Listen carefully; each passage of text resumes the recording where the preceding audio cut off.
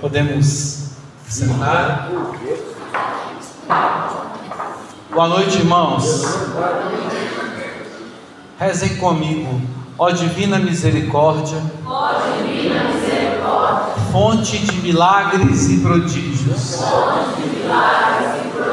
eu confio em vós.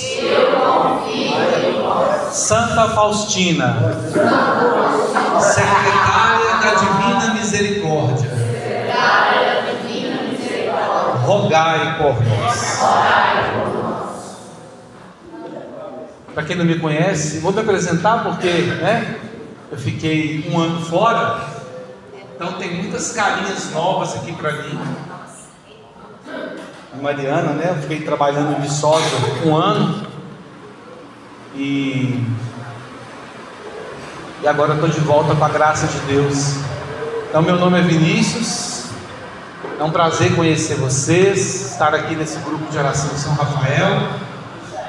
Eu estou na Renovação Carismática desde 2014. Conheci a Renovação Carismática em 2002, lá em Belo Horizonte, minha cidade natal. Mas aqui em Mariana, em 2014, me tornei servo da Renovação Carismática. E por providência, hoje me disseram, alguém me contou, que tem uma turma de crismandos aí, é verdade? Sim ou não? Sim. Levanta a mão para mim, quem é? Quem são esses jovens que estão se preparando para a crisma? Pode levantar a mão, pode ficar sem vergonha. Aqui pode ficar sem vergonha. Louvado seja Deus. Deus seja bendito pela vida de vocês, meus jovens. Sejam bem-vindos ao grupo de oração São Rafael. Eu faço votos que essa seja a primeira de muitas vezes que vocês estarão aqui conosco. Eu queria dizer para vocês, jovens crismandos, uma palavra bem breve. Eu comecei a minha caminhada na Igreja Católica na crisma. Você já sabia disso, pô? Não te contei não? Eu te conto tudo. Claro que sabia. Eu preguei com as turmas umas 3 vezes já. Claro que sabia. Comecei a minha caminhada na igreja em 1999. Por favor, não façam as contas. Eu tinha 20 anos. Não façam as contas. E aí, jovens, eu quero dizer para vocês que o que me marcou nessa caminhada para a crisma foi que o Jesus que me foi apresentado, o Deus que me foi apresentado pela minha catequista, é um Jesus que eu não conhecia, é um Deus que eu não conhecia. O que eu estou querendo dizer com isso? Essa bênção podia descer um pouco mais rápido, né? Eu estou querendo dizer que muitas vezes, jovens, aliás, na maioria das vezes, nós já ouvimos falar de Jesus, nós já escutamos, alguém já falou de Jesus para nós. Nós nascemos no Brasil, o maior país católico do mundo. Nós sabemos fazer o nome do Pai, quando passamos na porta da igreja, rezamos o Pai Nosso, rezamos a Ave Maria, porque aprendemos lá de criança. Mas muitas vezes, nós, mesmo com esses gestos, nós podemos dizer que nós às vezes só ouvimos falar de Jesus, porque ouvir falar de Jesus é uma coisa, agora viver como quem acredita em Jesus e em Deus é outra coisa. Então, a partir da minha crisma, eu pude perceber que aquele Jesus que eu já tinha ouvido falar era bem diferente do Jesus que eu agora estava conhecendo. As coisas que eu fazia antigamente não eram condizentes com quem acredita em Jesus, com quem já tinha ouvido falar de Jesus. Então, jovens, eu estou contando isso para dizer para vocês que a crisma foi muito importante na minha caminhada. Eu posso dizer para vocês que o meu processo de conversão, ele se inicia na crisma. Muita gente, Nossa, eu fui para Canção Nova, fui lá no Frei Gilson, meu processo de conversão começou lá tarde. O meu começou na crise. Amém?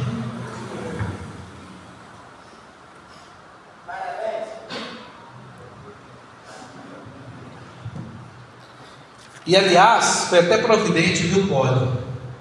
Porque esse personagem que nós vamos conhecer daqui a pouco, ele também já tinha ouvido falar de Jesus, mas ele não vivia como alguém que conhecia Jesus, como alguém que já tinha experimentado Jesus. E eu vou dizer para vocês, esse é o objetivo de um grupo de oração.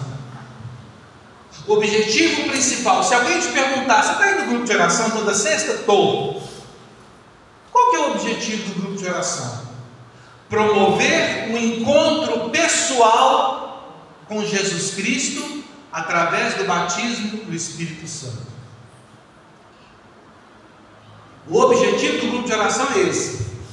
Jesus não quer um encontro comunitário, Jesus quer um encontro pessoal comigo e com você.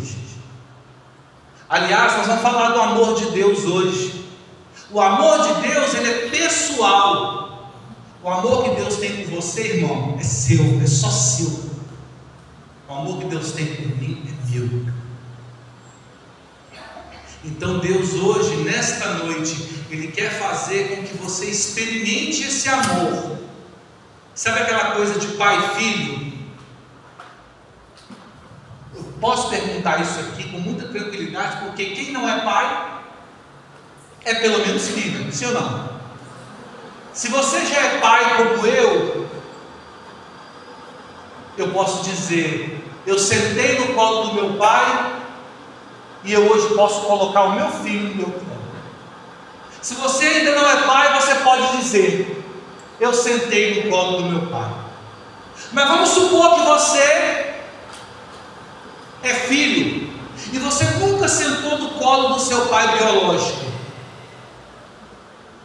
Eu tenho uma notícia boa para te dar hoje. Você tem um pai do céu, amém?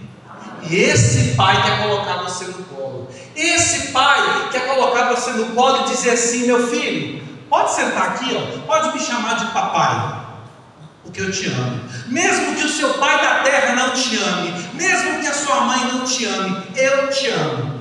E isso basta. Amém, queridos?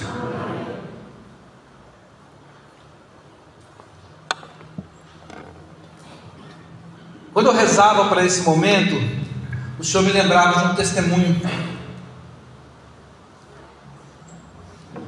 O Senhor me lembrava de um testemunho de uma moça que frequentava um grupo de oração, parece que em Belo Horizonte. E essa moça entrou num processo de depressão, num processo de muita tristeza, e foi viajar com a família, foi para a praia com a família.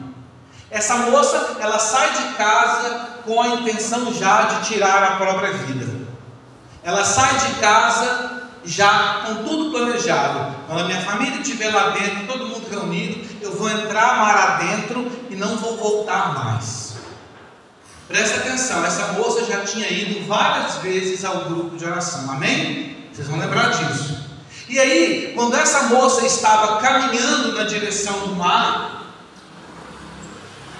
essa moça estava passando pela faixa de areia,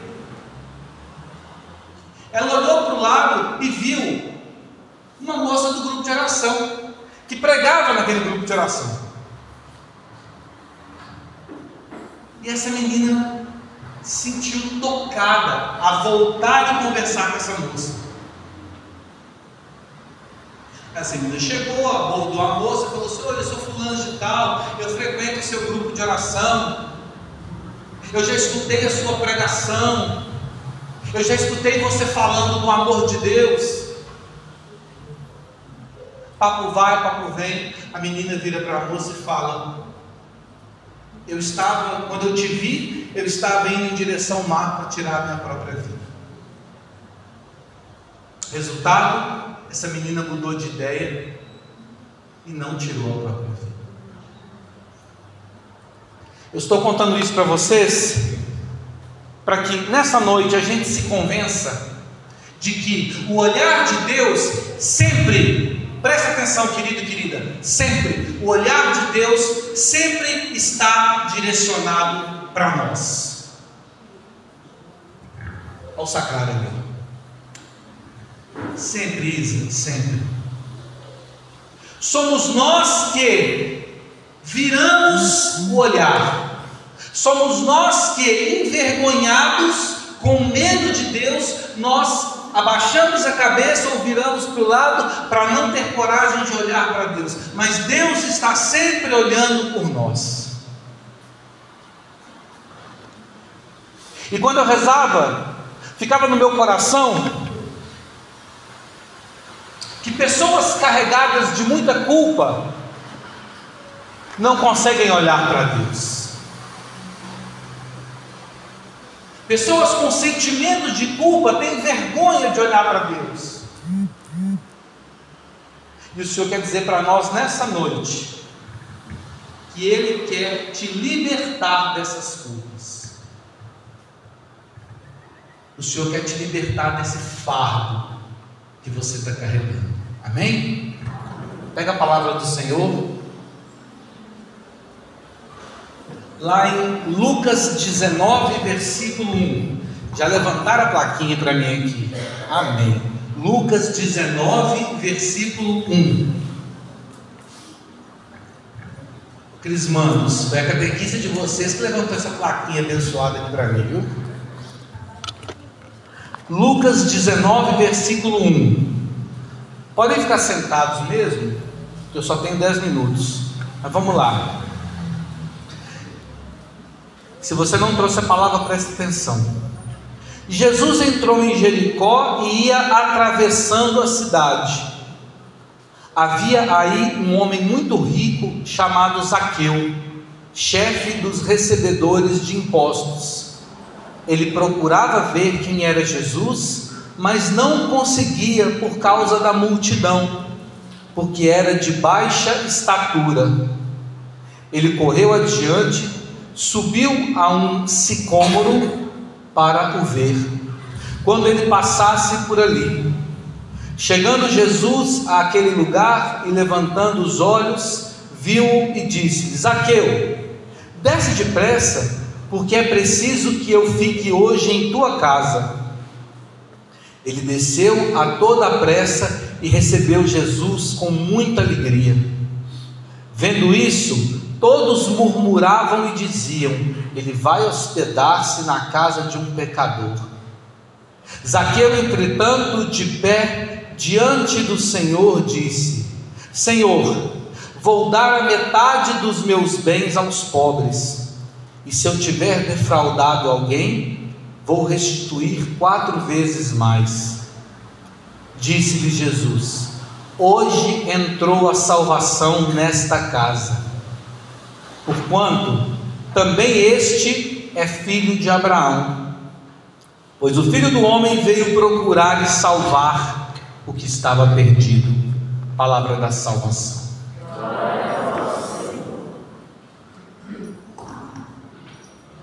Aliás, esse é o tema do nosso encontro de hoje, né?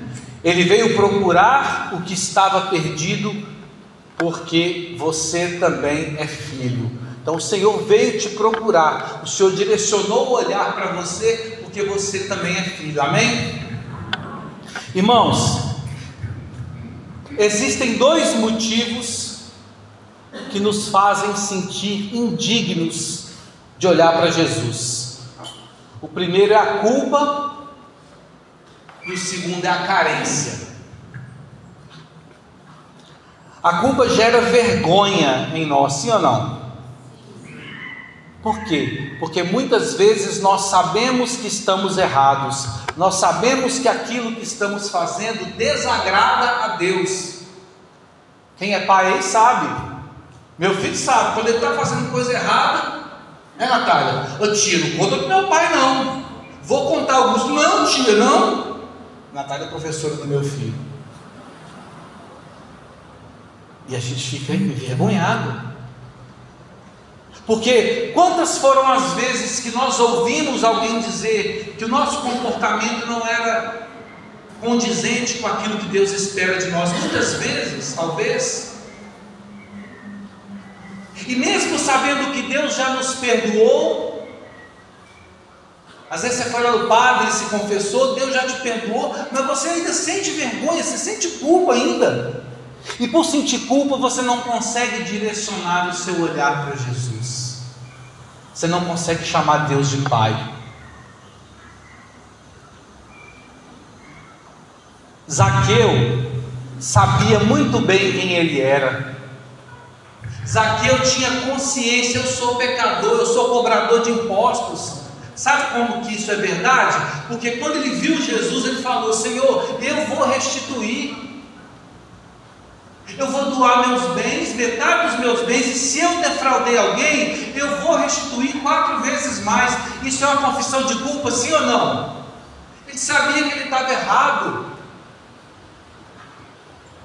E nem precisou Jesus pregar para ele. Que lindo, né, Cláudio? Jesus olha para Zaqueu, Zaqueu desce, e Jesus é recebido com alegria, irmão. A acolhida de Jesus fez aquele homem: opa, peraí, eu tenho que mudar, porque tem um Deus que me ama. Eu não preciso mais ser escravo do dinheiro, eu não preciso mais ficar com essas carências que eu tenho, e que aí eu supro essas carências do dinheiro, defraudando, extorquindo as pessoas. Eu não preciso mais disso, porque eu tenho um Deus no céu que me ama, o Criador de todas as coisas, o Senhor do tempo e da história. Então eu não preciso mendigar. Possivelmente é o que pensou Zaqueu, né? E por falar em carência, gente, não vai dar tempo, né? Mas se a gente aprofundar, né, nessa tal de carência, a gente vai entender por que tanta gente se afoga nos vícios. Por que tanta gente fica ouvindo essas músicas de sofrência? A gente brinca, né? Mas no fundo, quando a gente não se sente amado, quando a gente não se sente acolhido, qualquer um que dá um pouquinho de carinho, de atenção para nós, a gente embarca. E aí nós precisamos ter cuidado, porque isso pode ser uma armadilha do inimigo. Porque o demônio não quer que você sente no colo de Deus, não quer. Por isso, o demônio arma um monte de situações para nos pegar. Então, quando nós estamos carentes, nós precisamos vigiar. É dobrar o joelho, é ficar na presença de Deus, é vir para o grupo de oração, é ir para a Santa Missa, é se confessar, é rezar o texto durante a semana, porque Deus vai suprir essas carências. Irmão, deixa eu falar para você, você sabe por que tem pessoas frustradas no mundo? Porque ficam insistindo na carência, porque isso cansa, você queima energia com isso, sendo que é simples, entre aspas, para resolver. É procurar aquele que pode suprir. Gente, o mundo não pode suprir a sua carência, a minha. E eu não estou dizendo aqui que é errado ser carente, não, porque nós somos humanos, Marcos, somos miseráveis, Marcos, né? E nós somos carentes. Mas nós, quando experimentamos a Deus, nós sabemos que Deus pode suprir as nossas carências. O mundo não vai suprir. O mundo vai suprir por um tempo, você vai se desiludir, você vai se frustrar, e aí você vai se cansar, e aí é uma outra história. Aí vem depressão, esses amores, entre aspas, que o mundo oferece, não pode suprir a sua carência, não vai suprir. E olha, Tem uma música do Padre Fábio, podem ficar tranquilos que eu não vou cantar, porque eu não sou a Natália. Essa música diz assim, Viviane: só Deus é amor que vale a pena esperar. Queridos, só Deus vale a pena. E Zaqueu entendeu isso. Vocês prestaram atenção na palavra? Zaqueu tinha tudo para dar errado, Viviane, porque ele era baixinho. Nada contra os baixinhos, né? Mas todo o contexto da palavra. Tinha uma multidão na frente dele. Imagina Zaqueu, se Zaqueu quisesse, que Zaqueu queria ver Jesus, mas se Zaqueu quisesse ver Jesus tete a tete ali, ele não ia conseguir. Mas querido, deixa eu falar para você uma coisa: nós não podemos colocar dificuldades para o amor de Deus. Zaqueu achou uma solução. Zaqueu achou uma solução. Zaqueu olha para aquela árvore. Não sei se vocês sabem, mas o sicômoro é uma figueira, um pé de figo, mas é uma figueira diferente. Ela pode chegar a 20 metros de altura e 6 metros de largura. É quase uma casa da árvore. Então Zaqueu estava confortável para ver Jesus ali de cima do rio. Verdade, muito confortável. Zaqueu deu um jeito.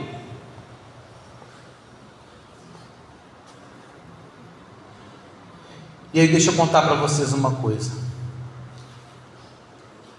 Nós não podemos colocar a culpa nas dificuldades para não nos encontrarmos com Jesus. Não podemos. Se você realmente quer fazer uma experiência com Deus, se você quer experimentar o amor de Deus, presta atenção nisso, querido e querida, se o seu desejo é sincero, Deus vai mover montanhas para que você consiga. Sim ou não? Sim. Você sabe por que eu falo isso? Você sabe por que isso é verdade, Tati? Porque essa moça que estava lá na praia para tirar a vida, Deus colocou. Gente, vocês têm a ousadia de duvidar que Deus armou aquilo para salvar aquela menina? Sim ou não? Eu não sou doido de falar. Deus colocou aquela moça lá na praia de grupo de oração. Vocês prestaram atenção na palavra? A palavra começa dizendo assim, Marcos: Jesus atravessava Jericó. Gente, vocês acham que Jesus não é capaz de atravessar uma cidade inteira para dizer que te ama e que te quer do lado dele? A Bíblia não fala, mas eu não tenho nenhuma dúvida, irmã, de que Jesus atravessou Jericó aquele dia só por causa disso aqui. Você está espantado? Você não tem ideia do que Deus é capaz de fazer por você, irmão. Você não... Gente, preste atenção. Olha para o time aqui. Além de Jesus ter atravessado a cidade para encontrar com Zaqueu, Deus colocou uma árvore de 20 metros na cara de Zaqueu, para Zaqueu subir e olhar direto para Jesus. Querido, isso não é pouca coisa não. Isso é muita coisa. Então eu vou perguntar para vocês, jovens, o que vocês estão esperando ainda para sentar no colo de Deus, Pai? O que vocês estão esperando? Sabe por quê? Eu vou contar a última novidade aqui para vocês, porque meu tempo já estourou. Esse povo pede para eu fazer a colhida e estoura um pouquinho da pregação. Estou brincando, eu estiquei o horário. Deixa eu contar para vocês uma novidade. Deus já colocou uma árvore na frente de vocês para vocês subirem. Vocês querem que eu apresente essa árvore? Chama-se Grupo de Oração São Rafael. Aqui vocês podem subir, Viviane. Toda sexta-feira vocês podem subir nessa árvore chamada São Rafael, que vocês vão olhar direto para Jesus. Amém ou misericórdia? Então presta atenção nessa canção. Mas eu quero, olha, isso aqui não é aula, mas eu quero muito que vocês prestem atenção na letra dessa canção. Eu duvido que vocês não vão se convencer do amor que Deus tem por vocês. Deus é capaz de transformar tua vida. Impossível Ele fará, porque és precioso aos seus olhos. E se tiveres a coragem e a loucura de acreditar, então irás provar, Ele pode muito mais. Deus é capaz de mudar reinos hoje, mais para que possas atravessar. E se preciso fosse, daria novamente a vida por ti. Presta atenção, a única coisa que Deus não sabe fazer. Eu só não é capaz de deixar de te amar. Ficando de pé, vai se preparando. Se você pode, vai se colocando de joelhos diante daquele que nós procuramos. É hora de você subir a árvore. É hora de você se encontrar com esse Deus que é capaz de trocar reinos por ti. O Deus que te ama de verdade.